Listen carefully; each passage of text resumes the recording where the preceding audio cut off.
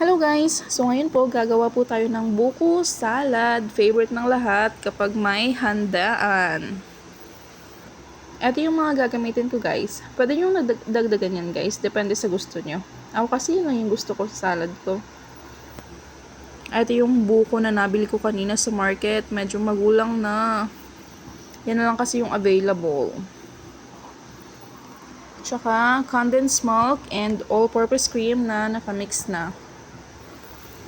Tapos, eto yung fruit cocktail natin. Medyo marami yung nabuksan ko. 2 lata pala yung nabuksan ko. Marami na. Eto naman yung nata de coco na green. Tsaka red. Ayan. So, yung gagawin natin guys, i-mix lang natin lahat. Uunahin ko etong fruit cocktail kasi marami. Ano?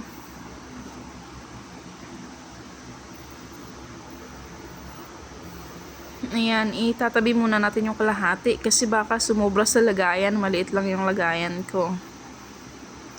Pwede nyo unahin kahit saan guys kasi imimix lang din naman natin lahat ng ingredients natin. Yes, eto yung natto de coco na green.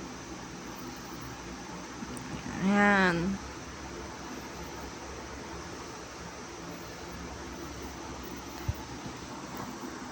And then, red na natto de coco. Ayan na guys.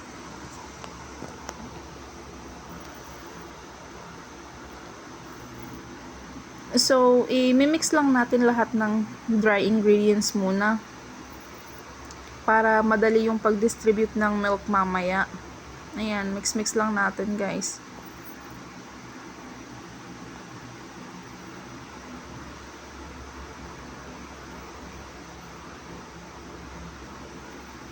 So, ayan na. Pwede na siguro yan.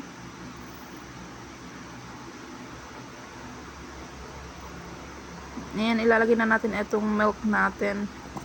Minix ko na talaga itong condensed milk tsaka all-purpose cream guys. Para matansya ko yung tamis niya. Nahihirapan kasi ako magtimpla kapag hindi ko sinasabay eh.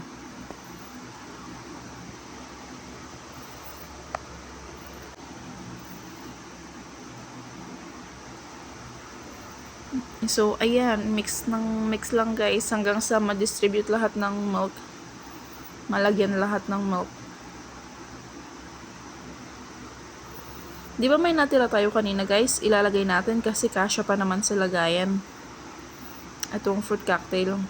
Marami kasi yung fruit cocktail ko. 2 lata yun eh. So, ayan.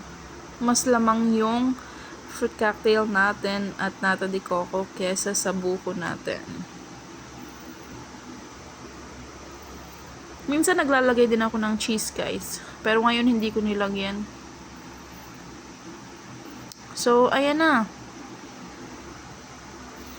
Meron na tayong salad. Ganun lang kadali guys. Ayan.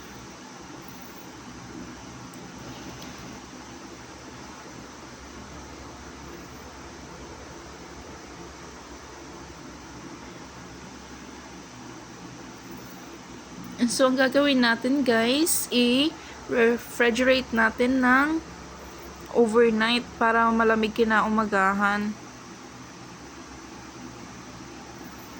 So, after 10 hours, ayan na, may salad na tayo guys. So, pwede na tayong kumain.